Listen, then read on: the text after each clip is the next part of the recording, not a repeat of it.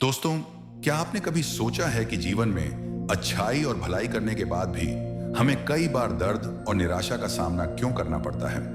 क्यों ऐसा लगता है कि हमारी मेहनत और ईमानदारी का कोई मूल्य नहीं? जीवन की राह में हम सभी ने कभी ना कभी धोखा खाया है, अपनों से उम्मीद लगाई है और निराश हुए हैं। लेकिन क्या इस निराशा में डूब जाना ही हमारी नियति है, या फिर हमें इससे कुछ सीख लेकर अपने जीवन को एक नई दिशा में ले जाना चाहिए? आज मैं आपको एक ऐसी प्रेरणादायक कहानी सुनाने जा रहा हूं जो ना सिर्फ आपके दिल को छू लेगी बल्कि आपको यह भी सिखाएगी कि भलाई और कर्म के असली मायने क्या हैं। यह कहानी है एक ऐसे व्यक्ति की है जिसने जीवन की हर कठिनाई को सहन किया, दूसरों की मदद की और अंत में एक ऐसी सच्चाई सीखी जिसने उसके जीवन को पूरी तरह बदल दिया। तो दोस्तों, अगर आप अपने जीवन में संघर्षों से जूझ रहे हैं, अगर आप यह समझना चाहते हैं कि भलाई और कर्म का सही अर्थ क्या है, तो यह कहानी आपके लिए है। इसे अंत तक सुने, क्योंकि हो सकता है कि यह कहानी आपके जीवन में भी एक नई रोशनी ला दे। तो चलिए दोस्तों, आज की बौद्ध कहानी को शुरू करते हैं। पर दोस्तों, वीडियो में आगे बढ़ने से पहले यदि आप भी भगवान गौतम बुद्ध के सच्चे भक्त हैं तो इस वीडियो को लाइक करके कमेंट बॉक्स में नमो बुद्धाय जरूर लिख देना।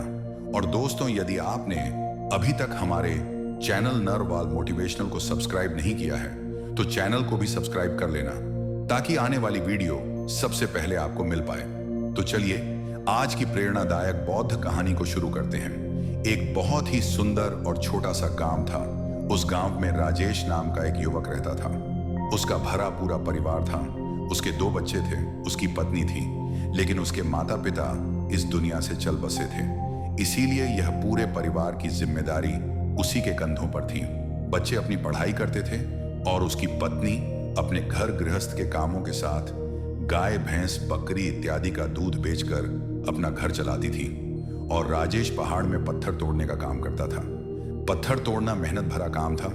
पूरे दिन काम करता तो रात को थक कर घर पर वापस लौटता। लेकिन इतनी मेहनत करने के बाद भी अगर राजेश को गांव का कोई भी आदमी मदद के लिए बुलाता तो राजेश कभी भी मना नहीं करता था। उसके जीवन का एक ही सिद्धांत था, अगर मैं दूसरों की मदद करूंगा तो परमात्मा मेरा साथ देंगे, परमात्मा मेरे साथ कुछ बुरा नहीं होने देंगे। राजेश अपने इस सिद्धांत का पालन बहुत ही कड़ाई से करता था। वह इस सिद्धांत पर इतना विश्वास करता था कि अगर कोई बाहर का आदमी उससे मदद मांग ले तो वह अपने घर का काम भी अधूरा छोड़कर उस आदमी की मदद करने के लिए पहुंच जाता था, जिसकी वजह से उसकी पत्नी बहुत परेशान रहती थी। वह अक्सर राजेश को समझाने की कोशिश करती थी कि सबसे पहले अपना काम करो, अपने परिवार को देखो। 2 बच्चे हैं हमारे और फिर भी तुम दूसरों के काम करने में लगे रहते हो। अरे अपने घर को तो संभालो, अपना घर संभल नहीं रहा और दूसरों की मदद करने चले हैं। और जब ऐसी बातें राजेश के कानों में पड़ती तो उसके हृदय में कांटा चुभने लगता था और उन दोनों पति पत्नी में लड़ाई झगड़ा शुरू हो जाता था। अक्सर उनके लड़ाई झगड़े का यही सबसे बड़ा कारण होता था। लेकिन ना तो राजेश अपने आप को बदल पाया और ना ही उसकी पत्नी ने उसको समझाना कभी बंद किया। इसी वजह से आए दिन उनके घर में क्लैश होता रहता था। जहां तक उस गांव वालों की बात थी तो वह राजेश के स्वभाव को जानते थे और वह जानबूझकर जो काम आसान भी होता था, जो उनके सामर्थ्य में भी होता था, उस काम के लिए भी वह राजेश को बुलाते थे ताकि उन्हें कम मेहनत करनी पड़े। कहने का अर्थ यह है कि गांव वाले राजेश इस शिष्टाचार का फायदा उठाते थे, लाभ उठाते थे और सब पीछे से उसका मजाक उड़ाते थे, उसे बेवकूफ कहते थे। ऐसे ही एक दिन राजेश की पत्नी बहुत ज्यादा बीमार पड़ गई। राजेश से जो कुछ भी सेवा हो सकती थी उसने वह सब अपनी पत्नी के लिए किया। उसने गांव के वैद्य को बुलाकर अपनी पत्नी की जांच करवाई, लेकिन यह रोग उस वैद्य की पकड़ के बाहर था। इसीलिए उस वैद्य ने कहा कि तुम अपनी पत्नी को नगर में जाकर किसी बड़े वैद्य को दे तो तुम्हारी पत्नी की जान बच सकती है। जल्द से जल्द नगर पहुंचने की व्यवस्था करो, नहीं तो तुम्हारी पत्नी के प्राण संकट में आ जाएंगे। यह सुनकर राजेश के पैरों तले जमीन निकल गई। उसने यह नहीं सोचा था कि उसकी पत्नी के प्राण संकट में हैं। वह सोच रहा था कि कोई साधारण सा रोग होगा जिसका इलाज हो जाएगा। लेकिन जब उसने वैद्य की यही बात सुनी तो वह घबरा आ गया। अब पत्नी को नगर तक कैसे लेकर जाए, क्योंकि उसके पास इतना नहीं था कि वह अपनी पत्नी के लिए एक घोड़ा गाड़ी करके उसमें अपनी पत्नी को लिटाकर नगर में ले जा सके। उसकी पत्नी की हालत बिल्कुल चलने की भी नहीं थी, इसलिए उसे नगर पहुंचाने के लिए किसी घोड़ा गाड़ी की जरूरत थी। संयोग से उसके मित्र के पास घोड़ा गाड़ी थी। वह अक्सर व्यापार के लिए अपनी घोड़ा गाड़ी नगर में लेकर जाया करता था। इसीलिए राजेश के मन में विचार आया कि मैं अपने मित्र पड़ोसी से घोड़ा गाड़ी ले सकता हूं। मैंने अपने पड़ोसी के काम को कभी नहीं टाला, तो वह मेरे काम को कभी मना ही नहीं कर सकता। और यही सोचकर वह घोड़ा गाड़ी लेने के लिए अपने पड़ोसी के पास गया। जब राजेश ने उससे घोड़ा गाड़ी के बारे में पूछा तो उसने यह कहकर उसका यह काम टाल दिया कि मेरे घोड़े बहुत ज्यादा बीमार हैं, वह शायद बच भी मुश्किल से पाएंगे। 4 दिनों से वह कुछ नहीं खा रहा है, तो ऐसे में बेचारा घोड़ा गाड़ी लेकर कहां नगर तक पहुंच पाएगा।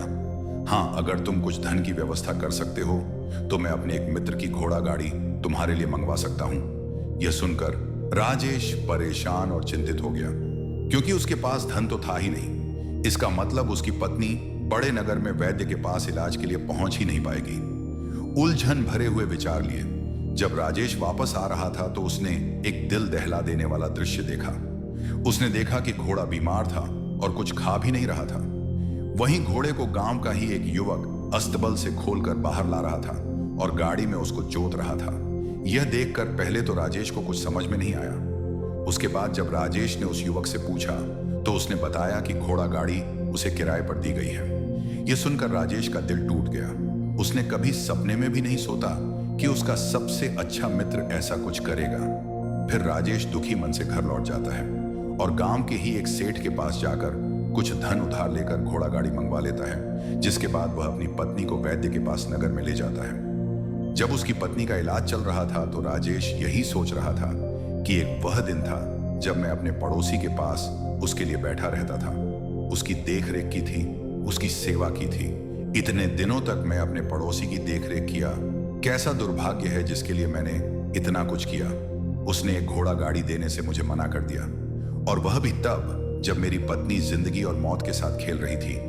कुछ देर बाद वैद्य बाहर आकर राजीव को एक बहुत बुरी खबर देता है। वैद्य राजेश को बताते हैं कि उसकी पत्नी को एक ऐसा रोग हो चुका है और जिसका कोई भी इलाज नहीं है। उसके पास कुछ समय ही शेष बचा है। यह सुनकर राजेश दुखी होकर वहीं जमीन पर बैठ गया। उसकी पूरी दुनिया उजड़ने वाली थी और उसे कोई रास्ता नजर नहीं आ रहा था। कुछ समय बाद उसकी पत्नी चल बसी और अब दोनों बच्चों की जिम्मेदारी उसके कंधों पर आ गई थी। लेकिन यहां पर राजेश के सारे सिद्धांत टूट चुके थे। उसके सारे भ्रम खत्म हो चुके थे। अब उसके दिमाग में एक ही बात थी कि अच्छा कर्म करने से परमात्मा साथ नहीं देता, बल्कि बुरे लोग फलते फूलते हैं। और इस बात का मैं सबसे बड़ा गवाह हूं। ये विचार अक्सर उसके दिमाग में चलते रहते थे और इसी वजह से उसका मन धीरे धीरे सन्यासी हो गया। वह देश दुनिया से दूर हट गया।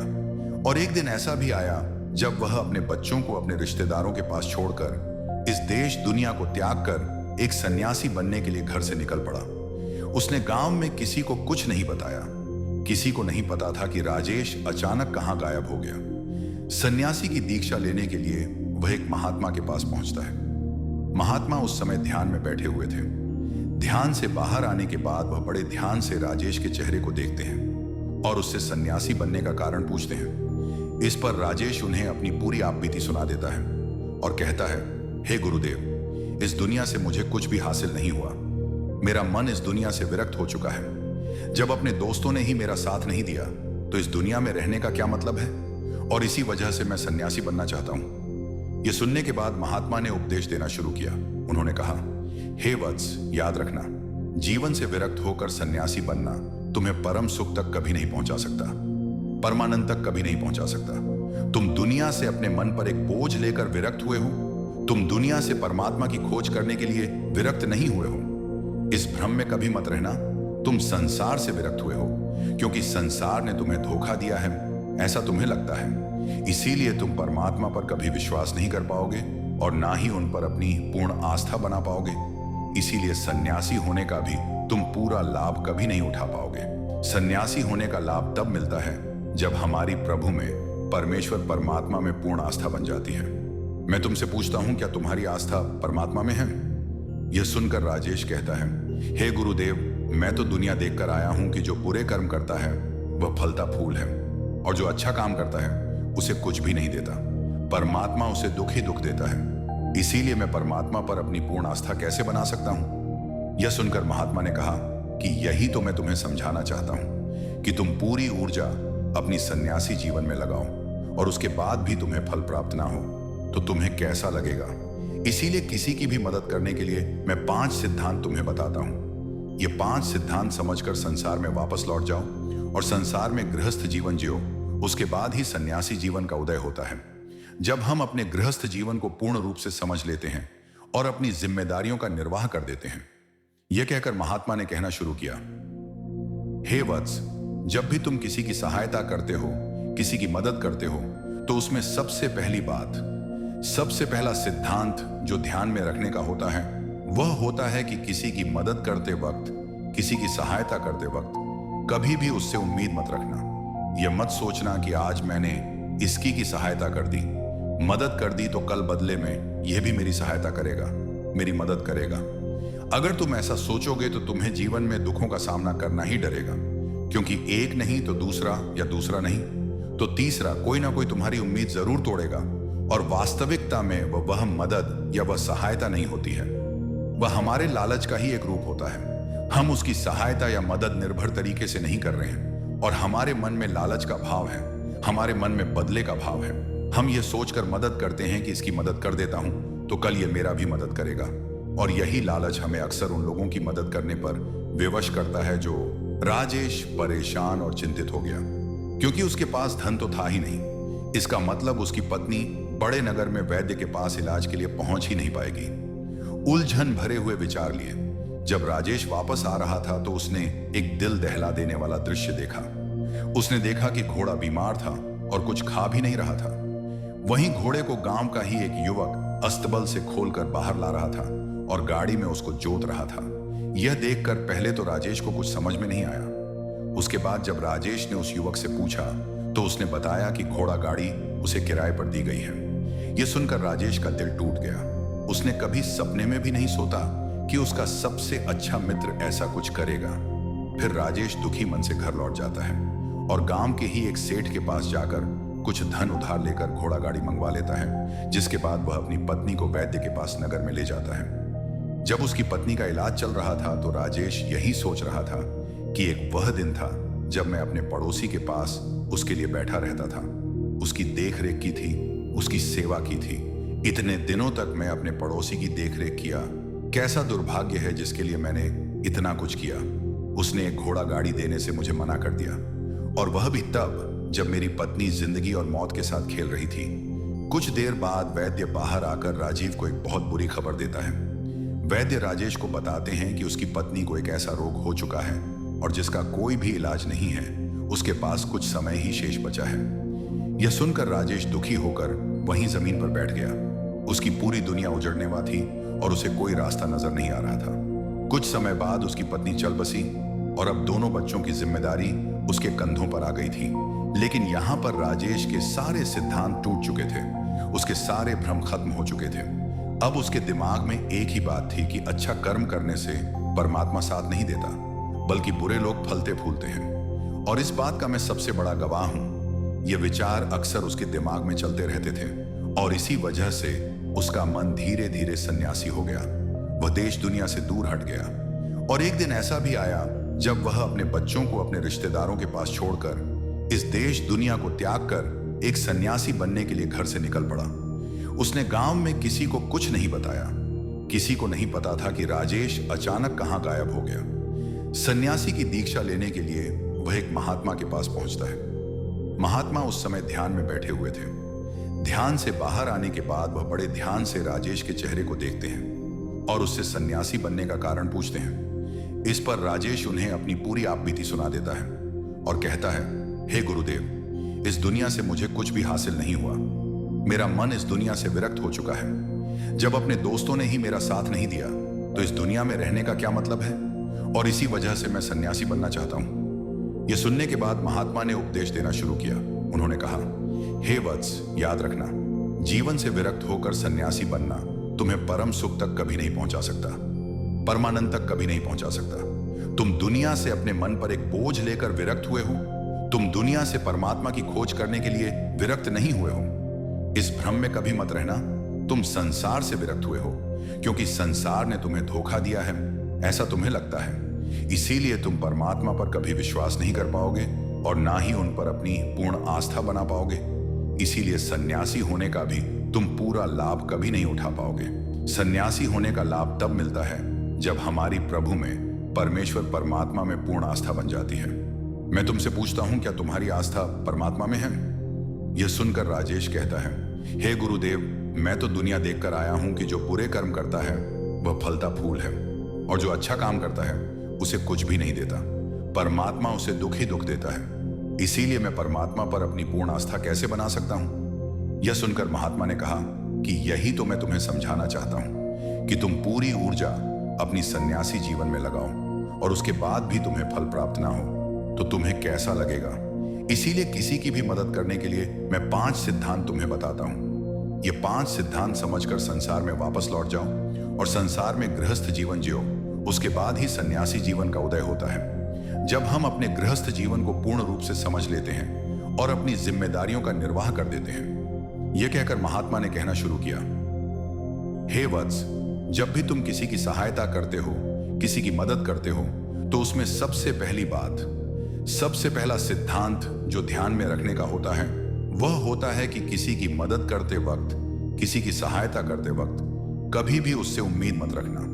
यह मत सोचना कि आज मैंने इसकी की सहायता कर दी, मदद कर दी, तो कल बदले में यह भी मेरी सहायता करेगा, मेरी मदद करेगा। अगर तुम ऐसा सोचोगे तो तुम्हें जीवन में दुखों का सामना करना ही डरेगा, क्योंकि एक नहीं तो दूसरा, या दूसरा नहीं तो तीसरा कोई ना कोई तुम्हारी उम्मीद जरूर तोड़ेगा। और वास्तविकता में वह मदद या वह सहायता नहीं होती है, वह हमारे लालच का ही एक रूप होता है। हम उसकी सहायता या मदद निर्भर तरीके से नहीं कर रहे हैं और हमारे मन में लालच का भाव है, हमारे मन में बदले का भाव है। हम ये सोचकर मदद करते हैं कि इसकी मदद कर देता हूं तो कल ये मेरा भी मदद करेगा। और यही लालच हमें अक्सर उन लोगों की मदद करने पर विवश करता है जो